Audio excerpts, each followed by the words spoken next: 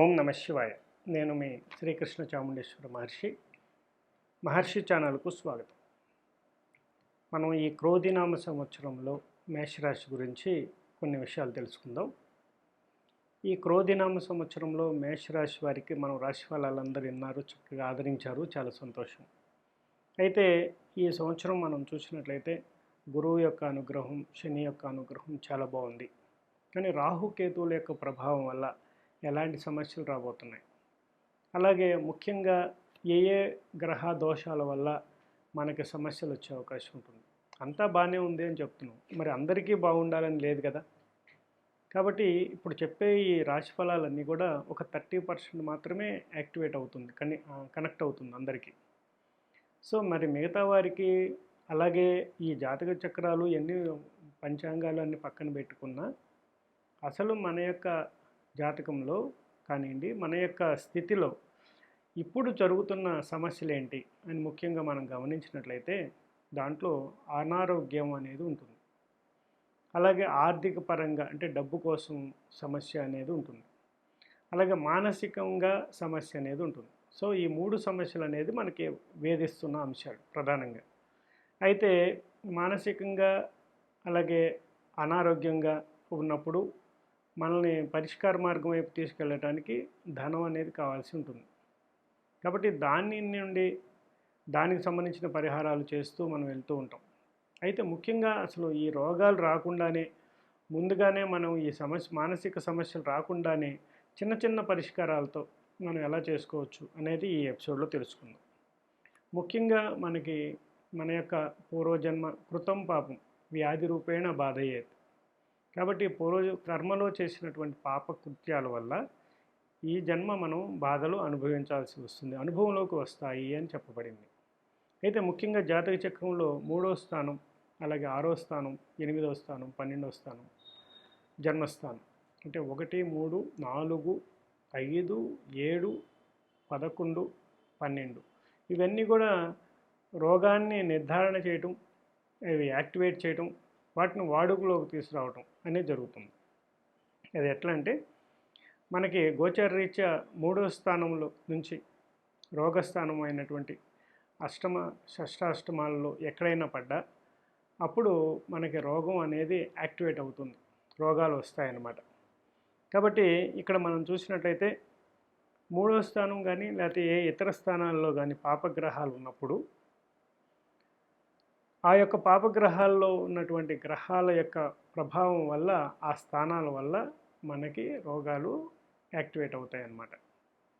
అలాగే మనకి రవి చంద్రులు, శుక్ర బుధులతో కానీ, లేకపోతే శత్రువులు, రవిచంద్రులకు శత్రువులు అయినటువంటి శని రాహుకేతువులతో కానీ, కుజుడితో కానీ కలిసి ఉన్నప్పుడు రోగాలు అనేది ప్రారంభమవుతాయి.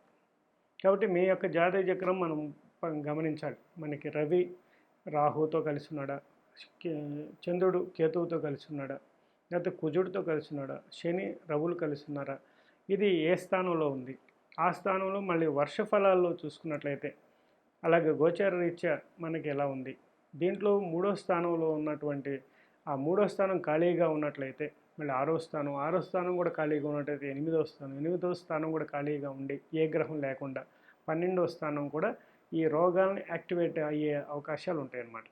కాబట్టి మనం వీటన్నిటినీ కూడా జాతక చక్రం పరిశీలించినప్పుడు మాత్రమే తెలుసుకోవాల్సి ఉంటుంది. కాబట్టి ఎంత మీకు ఒక రకంగా అర్థం కాకపోవచ్చు కూడా, ఎంత చెప్పినా కూడా. కాబట్టి ముఖ్యంగా మేషరాశి వారికి ఈ క్రోధినామ సంవత్సరంలో ఉత్పన్నమయ్యే వ్యాధులు ఎలాంటివి ఉంటాయంటే స్టమక్ డిజార్డర్స్, ఉదర వ్యాధులు, భగంధర వ్యాధులు, రక్తదోషం, పైల్స్, బంధుద్వేషం అంటే కుటుంబ కలహాలు, దీనివల్ల కూడా టెన్షన్ రావటం, స్ట్రోక్స్ రావడానికి అవకాశం. అలాగే శత్రు భయం, శిరోవేదన, హెడేక్, తీవ్రమైనటువంటి మైగ్రేన్ అవ్వచ్చు, లేకపోతే హెడేక్ అనేది. అలాగే కురుపులు, ఓన్స్, బొబ్బలు, అలాగే దద్దుర్లు, అలాగే గడ్డలు, అలాంటి చర్మ వ్యాధులు, రక్త దోషాలు, ఇవన్నీ కూడా వచ్చే అవకాశం ఉంది. మరి దీనికి ఎలాంటి పరిష్కార మార్గం ఉందా అంటే చాలా చిన్న సింపుల్. ఎందుకంటే చాలామంది నాకు కాల్స్ చేయటం కానీ మెసేజ్లు కానీ పెట్టారు. మేషరాశి వారికి ఆరోగ్య సూచనలకు సంబంధించిన అనారోగ్య సూచనలకు సంబంధించిన పరిహారాలు చెప్పమని. సో ఆ విధంగా ఈరోజు మనం చెప్తున్న ఈ పరిహారాలు ఒక 5-6 పరిహారాలు చెప్తాను ఒక్కొక్క రాశిలో. అవి మీరు చాలా చిన్నవి, అవి రెమెడీస్ పాటించి చూడండి. మీకు అనారోగ్య సూచనలు ఏమైనా ఉన్నా కూడా అవి పటాపంచలు అయిపోతాయి. అలాగే ఆల్రెడీ మీరు అనుభవంలోకి వచ్చి ఉన్న రోగాలు ఏమైనా ఉన్నా కూడా తొందరగా తగ్గుముఖం పట్టే అవకాశం ఉంటుంది.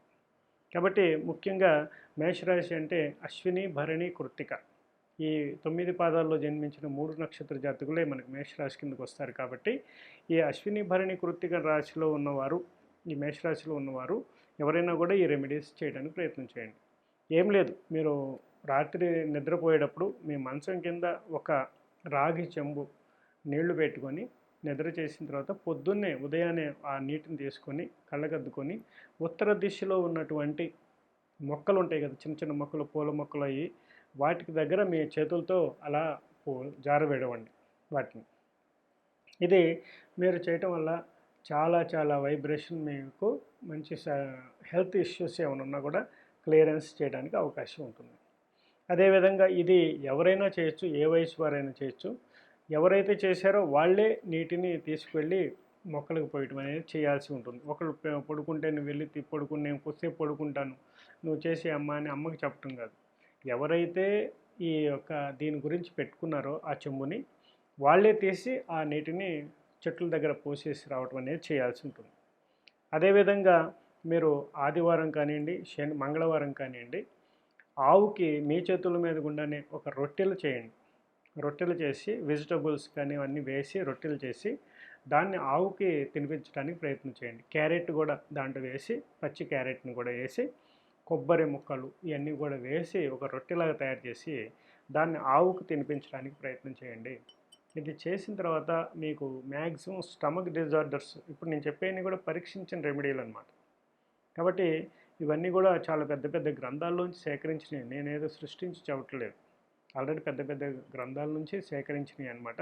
వాటిని యాక్టివ్గా అయినాయా లేదా, నిజమేనా కాదా అని మేము ప్రయత్నం కూడా చేసి ప్రయోగాత్మకంగా నిరూపణ అయిన తర్వాత మీకు నేను చెప్తున్నాను. చాలా సింపుల్ రెమెడీస్, ఎక్కడో చోట మనకి బెనిఫిట్ అవుతుంది అనమాట దీనివల్ల. ఒకవేళ నాకు ఏ రోగం లేదు అనుకున్నారు, అప్పుడు హెల్త్ పాయింట్ ఆఫ్ వ్యూలో లేకపోయినా మీకు ఆర్థికంగా ఫినాన్షియల్గా మీరు బాగా బలోపేతం అవుతారన్నమాట. ఆకస్మిక ధనయోగం యాక్టివేట్ అవుతుంది ఆటోమేటిక్. కాబట్టి ఇది అనారోగ్యంగా ఉన్న వారికే కాదు, ఆరోగ్యంగా ఉన్నవారు కూడా చేసినా కూడా చాలా మంచి శుభ ఫలితాలు పొందుతారు. అదేవిధంగా మీకు దగ్గరలో ఉన్నటువంటి శివాలయంలో పటిక బెల్లాన్ని సమర్పించండి. అలాగే పటిక బెల్లము, ఆవు పాలు కలిపిన మిశ్రమంతో కూడా అభిషేకం చేయించడం కూడా చాలా చాలా శుభ ఫలితాలను ఇస్తుందన్నమాట. ఇది చేయండి, మీకు చాలా మంచి ఫలితాలు వస్తాయి.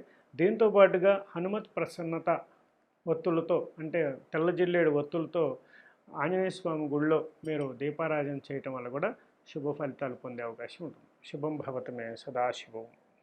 మనకి జాతక చక్రంలో ఉన్నటువంటి గ్రహాలు, మన 9 గ్రహాలకు సంబంధించిన వాటిని, అవి ఏ ఏ స్థానాలు మనం చెప్పాను ఇందాక, రోగస్థానాలు అంటే ఒకటే రోగస్థానం అనుకున్నా ఇవన్నీ కూడా సపోర్ట్ చేస్తాయి అన్నమాట.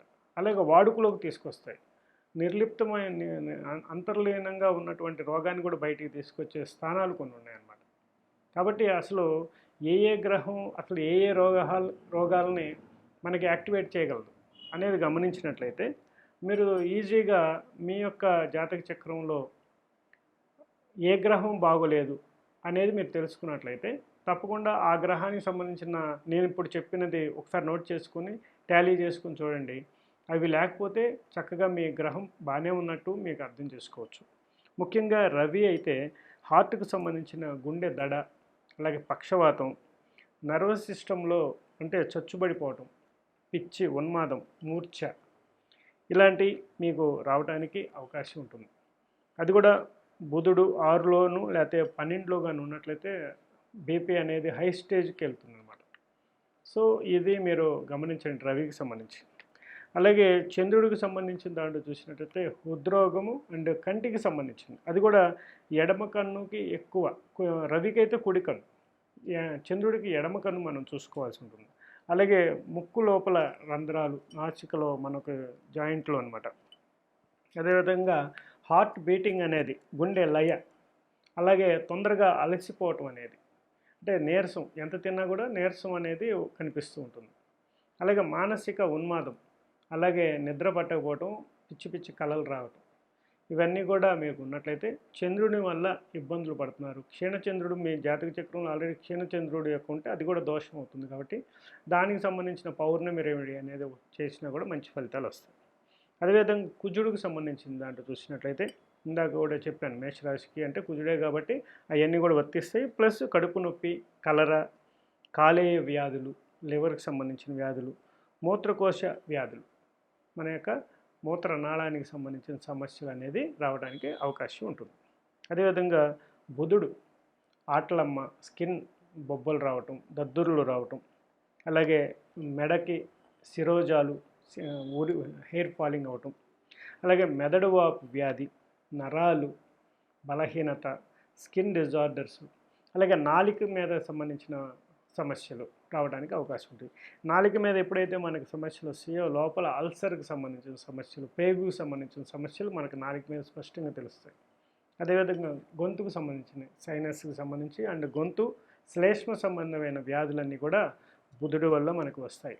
అదేవిధంగా గురుడు చూసినట్టయితే ఊపిరితిత్తులు, ఉబ్బసం, క్షయ, అలాగే ఒక ఆపరేషన్ అనేది నీ యొక్క బాడీలో చేయాలి అంటే గురువు యొక్క పర్మిషన్ తీసుకుంటాడన్నమాట శని. దాన్ని కార్యరూపం దాల్చేవాడు కుజుడు. సో ఇక్కడ ఈ వర్క్ పూర్తిగా చేసి లేకపోతే ఆటంకపరిచి దాన్ని ఫెయిల్ చేసేవాడు రాహు. సో ఈ 4 ఎఫెక్ట్స్ మనం గమనించినట్లయితే ఎంత జాగ్రత్తగా మన జాతక చక్రంలో గ్రహాలు యాక్టివేట్ అయ్యి ఉన్నాయో చూడండి. అదేవిధంగా మన శుక్రుడు చూసినట్టయితే చర్మ వ్యాధులు, సెక్స్ డిజార్డర్స్, గజ్జి, తామర, అలాగే ముక్కు రంధ్రాలలో లోపల సంబంధించిన శ్వాస నాళాలకు సంబంధించి, అలాగే నర్వస్ సిస్టమ్కి సంబంధించింది, అలాగే ఇలాంటివన్నీ కూడా దాంట్లో వచ్చే అవకాశం ఉంటుంది. అలాగే మన యొక్క ఆర్గాన్స్ కూడా దాంట్లో వస్తాయి. అలాగే శనికి సంబంధించి చూసినట్టయితే నేత్ర సంబంధమైనది, దిష్టి దోషం, అంగవైకల్యం, అలాగే అనేక రకాల ప్రతి వ్యాధిలోనూ ఈయన ఇన్ఫ్లుయెన్స్ ఉంటుంది. అదేవిధంగా రాహువు చూసినట్టయితే మానసిక అశాంతి, వేదన, జ్వరము, అతి జ్వరం, ఈ దీర్ఘకాలికమైనటువంటి వ్యాధుల్లో కొన్ని, అలాగే అకస్మాత్తుగా వచ్చే వైరస్ వ్యాధులు, ఇవన్నీ ప్లేగు లాంటివి కూడా అన్నమాట. ఇవన్నీ కూడా ప్రమాదాలు కూడా, మళ్ళీ పడిపోవడం, చిన్న దెబ్బ తగలటం, లేకపోతే చిన్న ఫ్రాక్చర్ అయిందనుకోండి, ఆ ఫ్రాక్చర్ దాంట్లోనే ఇతను జారిపడి మళ్ళీ అక్కడే దెబ్బ తగలటం, రిపీట్ చేయించడం, దాన్ని అంటే తగ్గనీయకుండా చేయటం.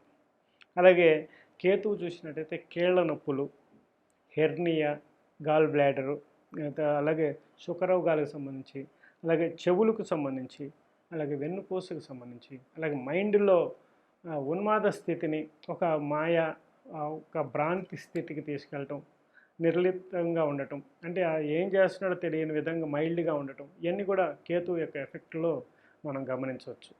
ఇప్పుడు నేను చెప్పినవన్నీ ఒకసారి రిపీట్ చేసుకొని చూసుకొని, ఇవి మీకు మీ కుటుంబ సభ్యుల్లో ఎవరికైనా ఉన్నాయా, ఉంటే దానికి సంబంధించిన గ్రహం మీ యొక్క జాతక చక్రంలో మనం చూసినట్టయితే కనిపిస్తూ ఉంటుంది.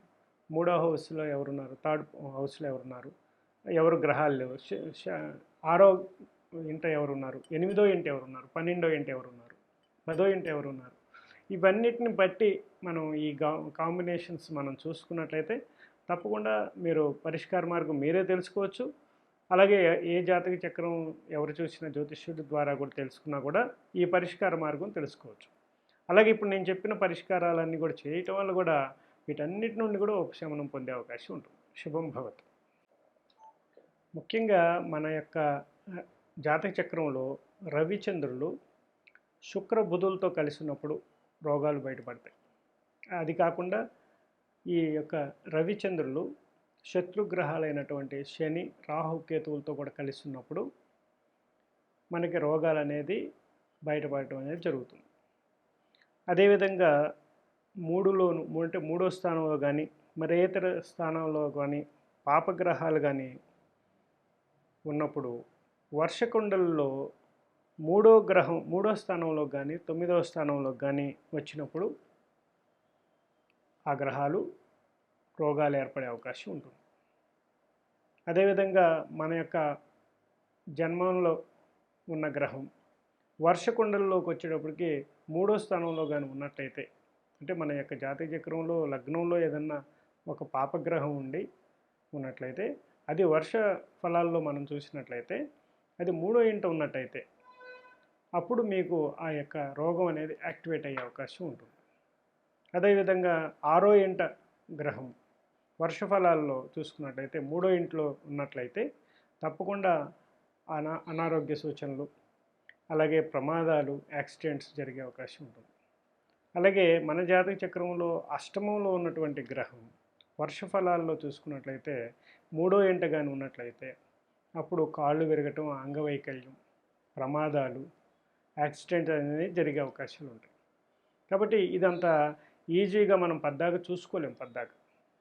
కాబట్టి ఇటువంటి వాటినన్నిటినీ సరిచేసే అద్భుతమైనటువంటి పరిహారాలు ఇప్పుడు నేను చెప్పబోతున్నాను. వాటిని జాగ్రత్తగా చేసుకోండి, మంచి ఫలితాలు పొందుతారు. మేషరాశి వారికి ఎక్కువ అనారోగ్యానికి గురవుతున్నాం అని మీరు ఫీల్ అయితే, అది కూడా మీరు రెంటెడ్ ఇంట్లో కానీ ఉన్నట్లయితే, నార్త్ ఫేసింగ్లో ఉన్నట్లయితే, ఉత్తర దిశలో ఉన్నటువంటి ఇంట్లో కానీ ఉన్నట్లయితే మీకు ఉత్తర దిశ సింహద్వారం నప్పదు అని గుర్తుపెట్టుకొని వెంటనే ఆ ఇల్లు ఖాళీ చేయటం, ఇంకో ఇంట్లోకి మారటం అనేది చేయాల్సి ఉంటుంది. అదేవిధంగా అంటే ఇంట్లో ఎక్కువ శాతం హెల్త్ ఇష్యూస్ వస్తున్నప్పుడు మటుకి ఈ రెమెడీ చేయడానికి ప్రయత్నం చేయండి. అదేవిధంగా ఇంకా కొన్ని రెమెడీస్ ఉన్నాయి నేను చెప్పిన దాంట్లో. అలాగే ఎవరైనా సరే ఈ యొక్క హెల్త్ ఇష్యూస్ మీరు బాధపడుతున్నప్పుడు ఎవలు అని దొరుకుతాయి, ఎవలు.